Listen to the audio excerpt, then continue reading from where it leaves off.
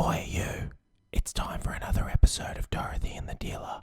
Let's tune into the conversation.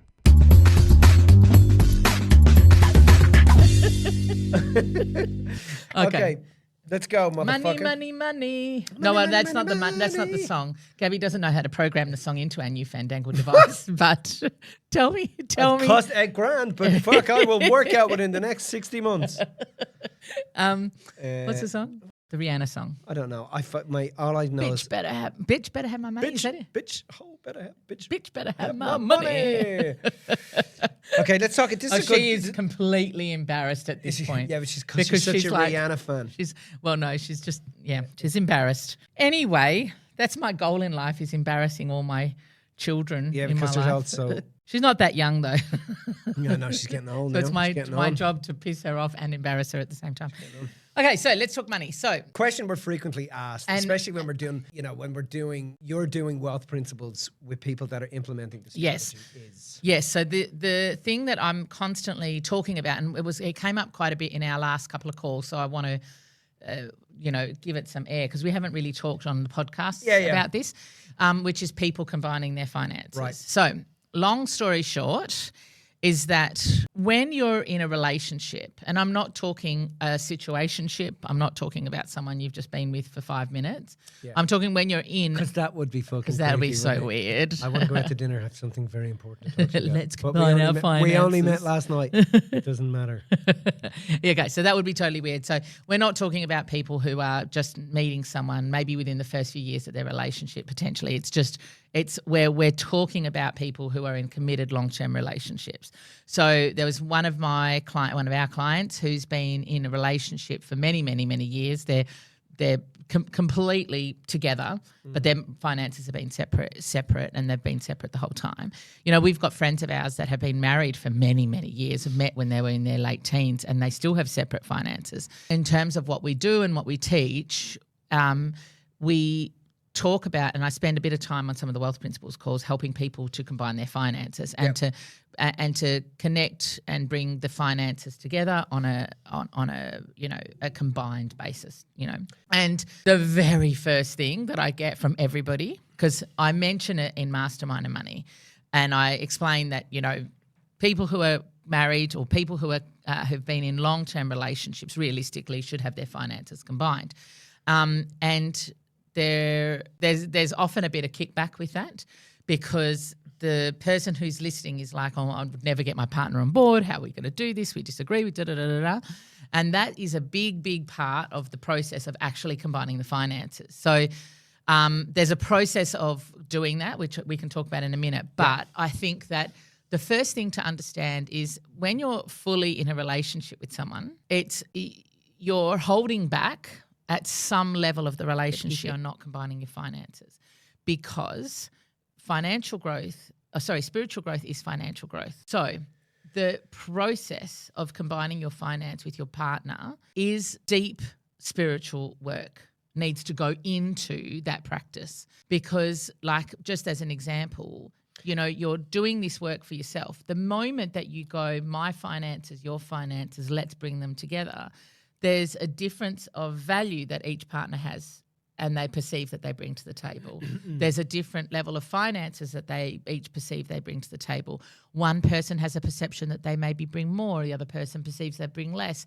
The worth is challenged, and bringing the finance part together really pushes people to bring the relationship together to another level. Yeah, and I you're not, I know this is controversial for me to say, but you're not in a relationship. You're actually in a dictatorship if you don't bring your finances together. Mm-hmm.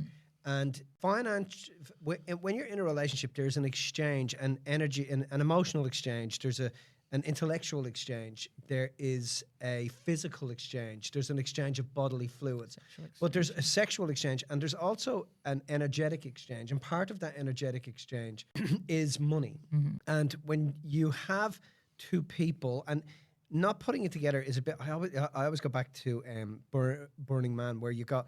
there was that effigy of two children looking away from each other, right? Mm. And this is what happens when you're in a relationship when you haven't combined the money. Both people are looking in different directions, rather than realizing that uniting your money brings you together at a very deep spiritual level because you become one. And what happens then is that, you know, I say it all the time, the strength of the pack is in the wolf, the strength of the wolf is in the pack. So what it does is it eliminates any competition between the two of you, and you work with each other better financially as opposed to against each other better financially. All you're doing is when people are earning money, it's me against the world. And, you know, if you have that attitude, then your money has some sort of moral or ethical value that is not actually fucking real. And you do that because ultimately you're trying to stay in control because you have a future fear that something's going to go wrong in the future and you're going to lose your money. And that future fear is rooted in your past history. Yeah. So whenever you have a fear, that fear is rooted in something that's happened before. And that thing that's happened before, when you bring that fear into the new perspective, you almost like tell the universe that you're expecting this to happen again. Yeah. And so you're bringing that energy into this new field. So this is one of the things I said to the guys on the last call was, you know, I've seen a couple of influencers online talking about, I would never combine my finances with a man. I would never do that again. And I totally understand the sentiment from the perspective of, if you have been in or are in a DV relationship or there's something going on that is of some level of, you know, you have handed over your power and you need to take back your power and become independent so that you can get out of there, I understand that. Well, in that scenario, someone is dominating. This Correct. Is what I'm saying. This is exactly you're right. in a dictatorship. You're being dominated or you're dominating. Yes. And therefore, you're not actually with the partner. It's and not the a best thing relationship. It's not a relationship. It's just a friendship. Or a control, like a dictatorship. Yeah, it's Control. a dictatorship. Yep. It's got someone is dominating in some way. Yeah. And for some people, that's okay. You know, because they do come from separate families or traumatized families or just being financial fucking upheavals, and that is, you know, that is creating their behavior. But as things fall apart, or as you feel as if you don't get close or you don't unite, as things fall apart, understand that that's because that It was never a relationship in the first. and you weren't willing to go through the spiritual growth that happens when you combine your money with your partner. And it doesn't matter. I obviously deal with lots of people that go through breakups, and people are like, yeah, but I don't want to have to give him half a month. You don't get to determine that. If you're in a relationship past 6 months, half it becomes 50-50. a de facto relationship. De facto relationship becomes 50-50. So you have to understand that you don't get to determine that. But if you're in a relationship where you're working together with the money and you combine your finances, you've better borrowing power. You have you've more capacity to be able to expand your wealth and your finances in ways that you never would have thought possible. And as you get organized with it, you will see that money comes to both of you faster. Yes. And ultimately, that is your financial glass ceiling. So I know people who, if they were together, like, they would have fucking murdered life. Oh, 100%. Like, and the fact that they weren't, like, they were murdering life anyway. But if I could have sat down and said, okay, let's show you the future together with your money up here and how successful you both could have been. I promise you, they would have leapt straight over there and gone, fuck, man, let's put the money together quickly. I agree with that, but I just want to clarify what I was saying about the whole, like, you're in a fully toxic relationship that you know that you have to leave. You know that in that space there is no communication. It was a dictatorship. You got into that position because you allowed that scenario to be your reality. So you have to take back your power in that case and get the fuck out of there, right? Yeah. And because it isn't a relationship, it is a dictatorship. So there are times and circumstances when that is happening. If that has been your experience, right, that I understand that you've had to squirrel money away and get yourself out of them. That's one thing. Going into a new relationship with the same mindset will create the same outcome because at some level you're going to be holding yourself back and putting yourself. So you've got to, this is why I say that the financial growth is spiritual growth, because you've got to do the work. Otherwise you're going to be tarring everybody with the same brush. And if you do that, you stay the same person. The tarring the people with the same brush doesn't impact them. It's impacting you because you then become the person that was abused financially or the person that was taken advantage of financially. Yeah, you're still living. You still live that reality. Yeah. So what I'm saying is that while I understand that for many, many people, that may have been necessary in the past. If you don't want your past to determine your future, you have to create that new reality. If you are in a position where you absolutely 100% know you cannot combine your finances with your partner because you may be taken advantage of, you know that already. Yeah. You're not in a relationship. And you're with the wrong partner. This is not a relationship. Yeah. So, but for some people, that's actually okay. if that's how you want to live it, that's totally fine. Yeah. But the people that we dominantly work with, yes, they've had some of those situations in the past, but the people we dominantly work with are people that are like, I want to have a new reality of my life. I want to have a new reality in my finances. I want to have a new reality in my spiritual growth. And if that is your new chosen reality, then you cannot live being the person that you were before that had the situations that happened to you before. So therefore, you've got to go into a situation differently. And if you're going into the situation, I would never do this, I would never do that, that you can still be independent. You can still have financial independence.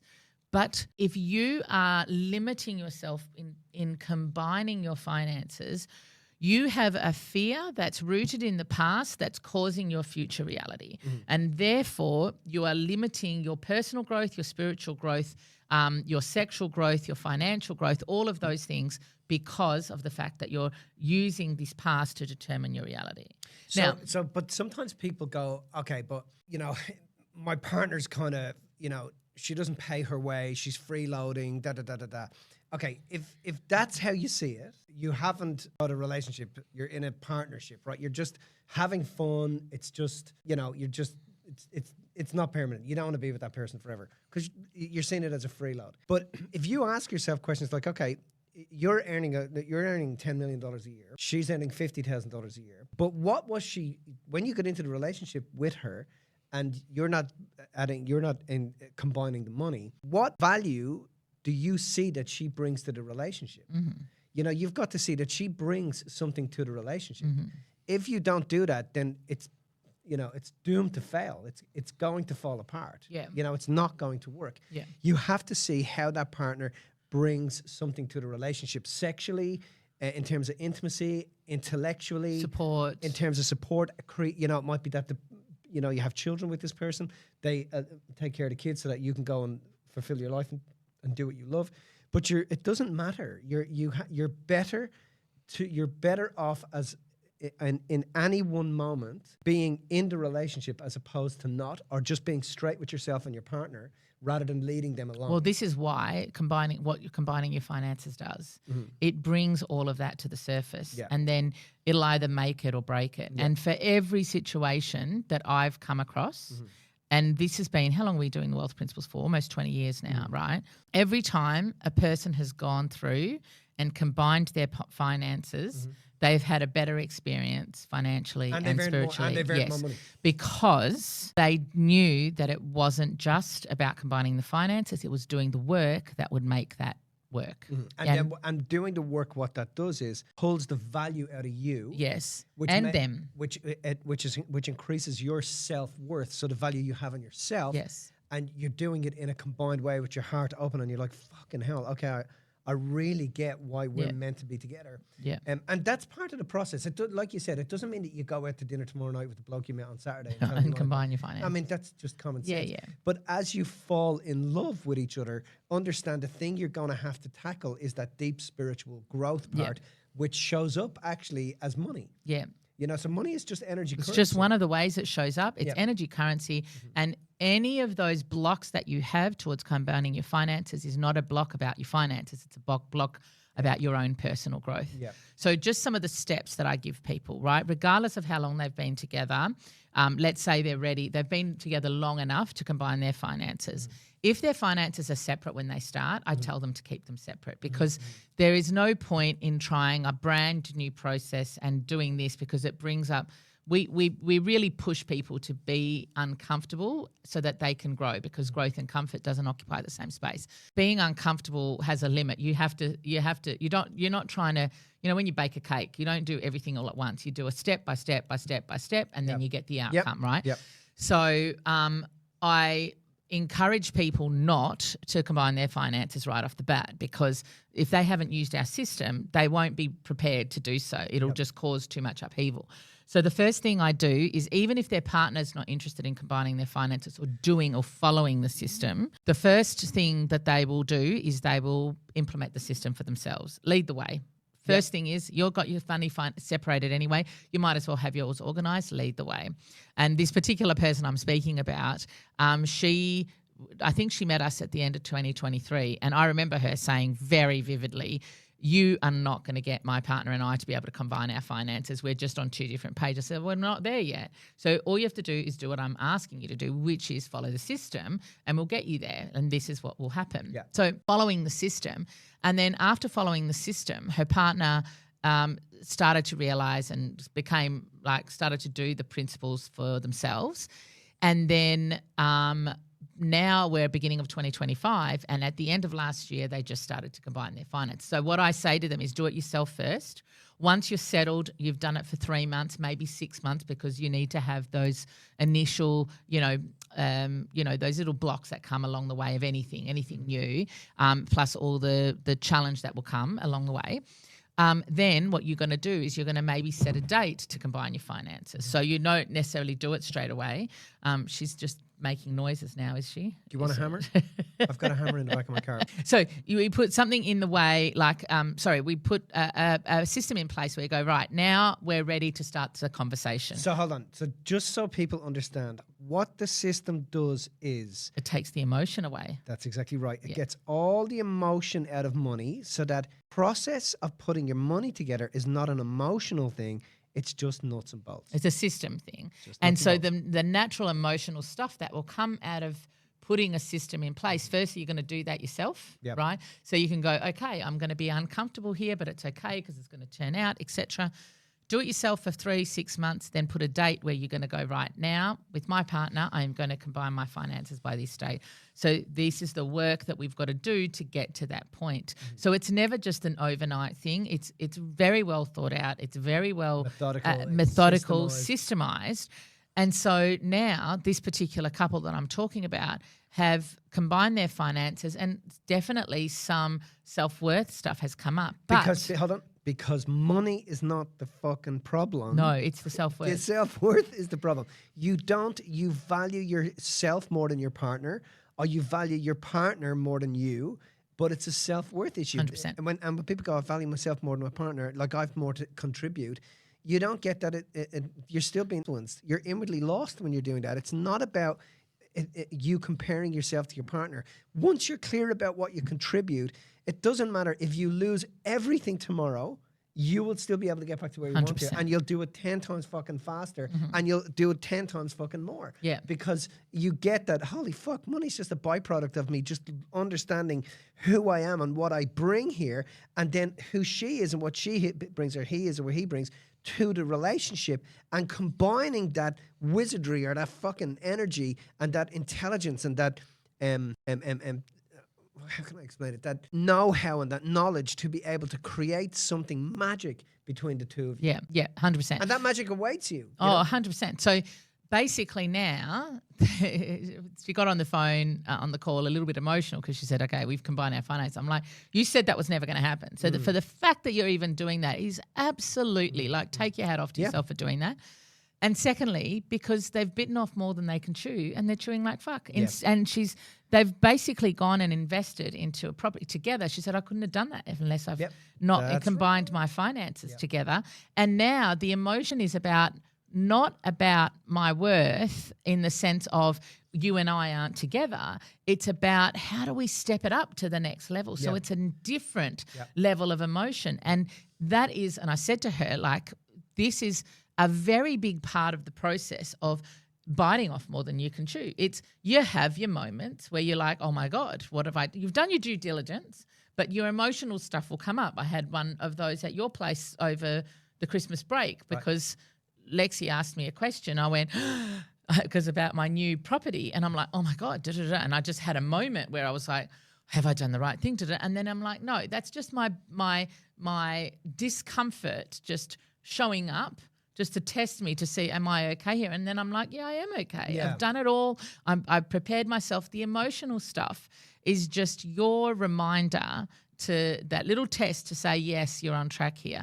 Look at how far you've come. This is a high level problem to have, as opposed to the petty problems of I'm paying for this, you're paying for that. And what we're doing is we're creating higher quality problems in the relationship, because that problem is not the real word. It's the higher quality opportunity to have a new level of love, to have a new level of finance, to have a new level of growth.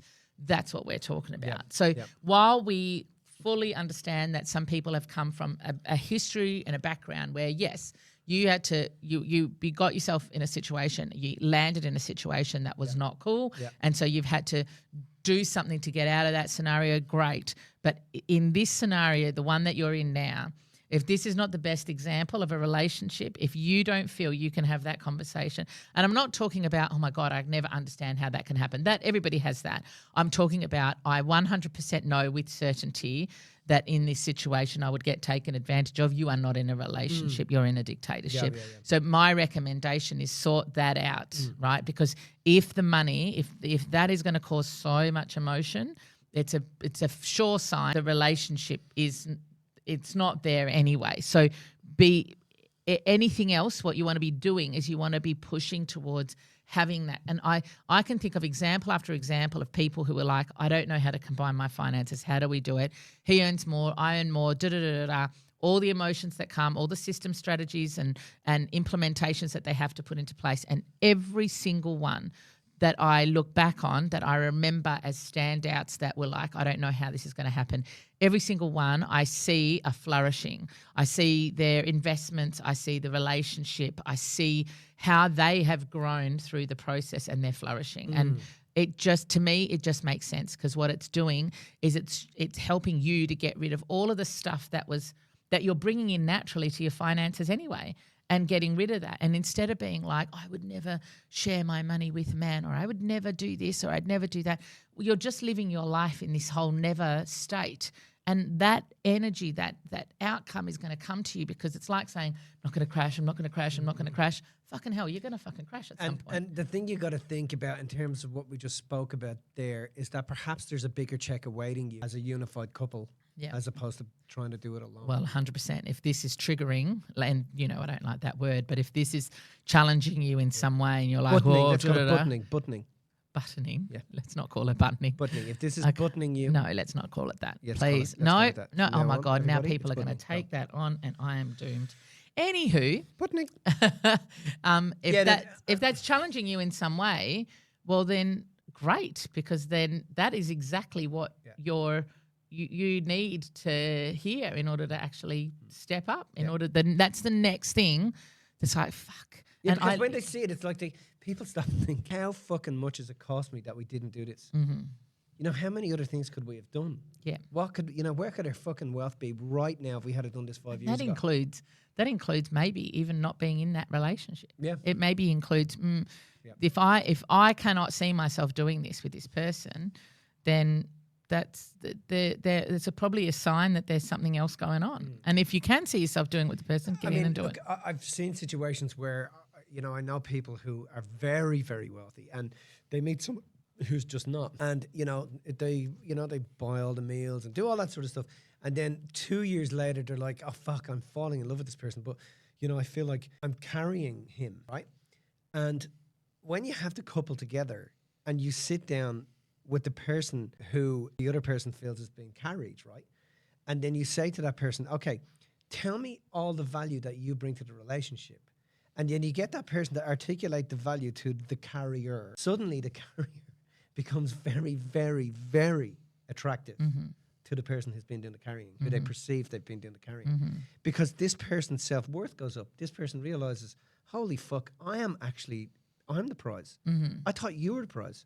I'm actually the prize. Yeah. And when the person sees that, what they bring to themselves, what they bring to the relationship, what they bring to their kids, and they see and they make an account of all of that, and they really articulate to themselves the value that they bring to the relationship, then there's no question. And I think that, you mentioned something similar before, and I'm like, Ange is such a great example of that, because she's very much like, every now and then you and I will tease her that she's not bringing, she doesn't bring in the money or whatever. You're just doing it to see her reaction going, Yeah. I am, and she yeah. will express very clearly Yeah. exactly where she stands and exactly the worth that she brings. I love that. I went to register Lexi into a new school, and they came in and they were asking Lexi what she wanted to do. And of course, Lexi went, I want to work in the field of human development, and I want to travel around the world with people, and I want to, I want to run seminars and speak on stage. And me and Ange look at each other going, okay, where the fuck did that come from? But at when the woman said, so what? Tell me a little bit about you guys. So I said, okay, well, this is, I do this and I do this and I do this and I do this. And she was like, wow, okay, that's really cool. And then when I left and went to the cafe, Ange came over and sat down in front of me and said, we do this. We do that. And I was like, fuck, I'm so sorry. I love that. I'm so sorry. She goes, that's okay, babe. But remember, you wouldn't be anything without me. And I'm like, you're so good. But that's what you love, because you know great. that she brings her value. Yep. And there is And the no truth way. is, I wouldn't be who I am. You without wouldn't it. be. You 100% wouldn't be. I mean, 'cause I'd you probably just- be worth way. No, that's not true. I got a Definitely. fucking phone call last night. She goes, it's shop. And I'm like, yeah. She goes, it's everything. Every piece of clothing she gives me. And I'm like, leave the fucking shop. She goes, every piece of clothing she gives me is just me. And it's all from Italy and Paris and fucking. And I'm like, honey, just reverse. Beep, beep. She goes, I'm like, just fucking, mate, dude, knock yourself out. Go. Don't be ringing me for permission. Do whatever you want. It's so funny, but it's good. It's like, that's the thing. It's about being so clear with what you bring to the table when you do, and you're also clear with what the other person brings to the table. The relationship just flourishes in a new way. Cool. Knock, I'm dead.